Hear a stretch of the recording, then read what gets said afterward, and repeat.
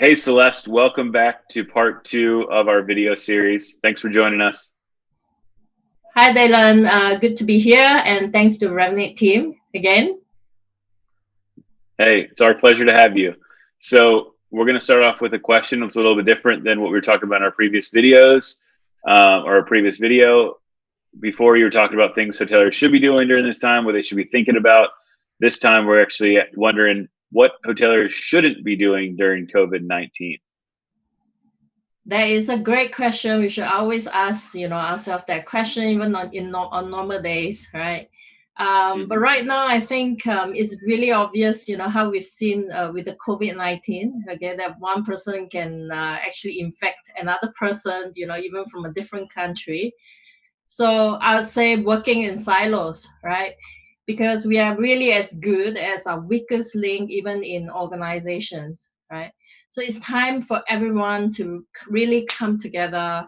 Rooms can't be focused just on rooms, F&B on F&B, and finance on finance. Okay, as we've seen on all the contingency plans, being executed, right? Everybody has to come together, and end to end, we have to engage from the owners, to management companies, to everyone, at the hotel. So I give you an example. Recently, I formed a revenue launch chat group, which you are in as well. And one of the topics we brainstormed was how much money is left on the table, on cross-selling, and even, if you have only 10 guests, that perhaps there are two, who really wanted a bigger room with a, sofa and, separate living area, right? With upselling, right? So, and I surprised the entire group when I asked, have you engaged your marketing and, training development team, because they play a crucial role in the optimization cycle, right? And they were like, do I have to? Well, I'll let you ponder on the why, and I'll stop here. Think about it. We actually talked about this a little bit in our last video too, and I was talking about how some of the better conversations are when the revenue team gets involved and the marketing with the marketing team, and then you got your training team involved. I think I know the answer to your question of what I should be thinking about, but I think the point is that, like, if you're currently fighting for every little last dollar you can make for your hotel, you got to have marketing in the room. They got to Yeah, be putting together the right strategy, and then training. Front desk needs to be getting those email addresses. They need to be collecting the upsells. They need to be doing all the right things too. So I hear you. yeah, I think I got it absolutely. right. Am I right? Yes, absolutely the Okay. case. All right. Thank you, Dylan. That'd be embarrassing if I said on video that and I was wrong. So I'm glad I was right. Yes, you are. Good. Okay. Well, thank you for that. So I got another, question for you. Obviously, what industry changes do you expect that we should be expecting from this crisis? Well, there are four things, that really run through my mind. There are many, many things, but I think I've narrowed down to these four. Okay. So, number one, I think stating the obvious is invest in technology. Um, because, like you can't, just hold a dial pad phone anymore, or play with your Excel tools, or your own, email database. Okay, it's not going to be efficient. You're not going to win. You can't fight the competition without technology as your weapon. So Mm, but most importantly, choose the right partner, and the right platform. Okay, because not all applications or tools, are the same. They don't cater to every type of business. Okay, so assess, the key players in the market. Pick a vendor who really care about you, whether you are applying the right best practices in the business, when you adopt this technology, and help you to manage through the change process. Okay, so the strong after sales support from these vendors will be critical. Actually, that will be the number one, on my selection criteria. And then comes number two, does this platform fit, your strategy, and be able to execute that, for the next 3 to 5 years at least. Yeah. mhm. And number two is build a very, very strong team and a very stabilized team. Okay, so I think we are all shocked, by the situation that we are in. So it's more than ever, critical to build a very knowledgeable team. Okay, and knowledge is going to be new asset. Your power. Okay, if everyone spoke the same language, had the same belief, in your products and your services, then this will not only drive, an organic customer loyalty, but also positively affect, your top line, as well as your bottom line. Okay, so stabilize and build a very strong team is absolutely key. Number three I have is pick the right talent. And it doesn't just stop there, after the recruitment process. Okay, you got to train them, you got to coach them, they get to practice, you get to learn from best practices and mistakes. Okay, and then repeat that process. Okay, and this process doesn't mean you sit in front of a training or webinar, or go attend a workshop. Okay, you should have hands-on practices, trial and error, conversations. You got to have the support mechanism. If you don't have those expertise or learning environment, reach out. There are many solutions out there that can take cater to this.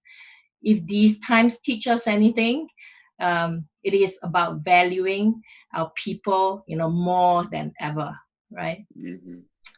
So 4 is know your opposition and yourself really well. Okay, you have the time now. Okay, as Sun Tzu says, if you know the enemy and know yourself, you need not fear the results of 100 battles.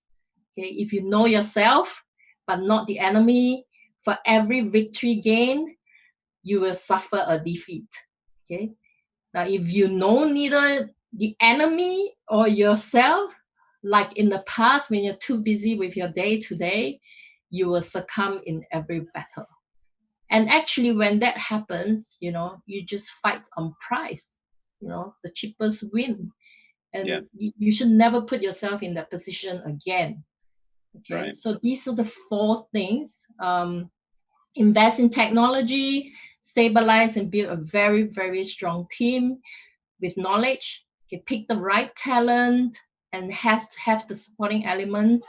Okay, and know your opposition and yourself really well. Know yourself like your enemy. I think that's really good. And the other thing too, and I was thinking about this with some folks the other day, was there's a lot of really good hoteliers that have recently been furloughed or have lost their job, and there's going to be some really great talent out there available to be hired. So now's the time to start thinking about that, who you want to hire, and start getting in touch. Yeah, absolutely. I think more than who you want to hire, is actually what kind of expertise you're hiring, right? So hire based on your business mix and then find the person who fit that. And you can do it now, on a freelance basis. So don't wait, until your doors are open. Yeah, do it now. Right. Start getting those connections established. And then when it's time to rock, you got somebody who will be ready to work for you. Absolutely, and you gain loyalty over in the long run with this group of individual. Is precious. Yeah, that's cool. Okay, well, I got one final question for you. So basically, is there anything else that hoteliers should be thinking about? Any additional advice that you'd give our Revenate community? Oh, okay. I think we've spoken enough of making sure that everybody is on the same page. But also right now think about a holistic approach to all your strategy. Okay, with plenty of focus. Okay, now that we don't have the distraction. And more than ever, okay, this is a time to deep dive into your customer data. Okay, and steer away from just looking at those 22 market segments. Okay, that's just scraping the top of the iceberg. Okay, Right. so look into your customer data. You know, if you're going after the customers like Dylan, who travels a lot, okay, you know, are there any similar customers, you know, in his with his type of behavior that you're after? You know, where do they book? How often do they come back? What is your length of stay? The type of rooms that you know, the products that will attract them. Do they eat at? Did they order room service, laundry, you know, etc. You know, find these patterns from deep diving into your customer data. Okay, don't just you know, analyze anything just top line. Now, the other area is that we are hoteliers, okay?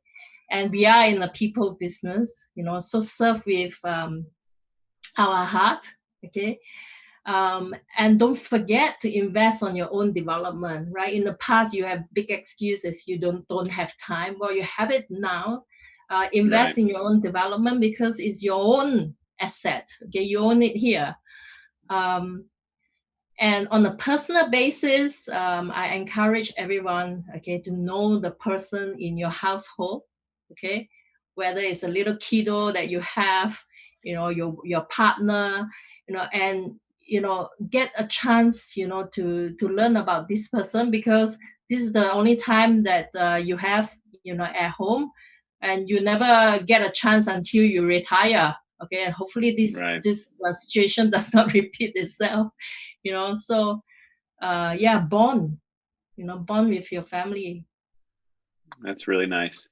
Well, I think then maybe we should stop here. We can both go bond with our families.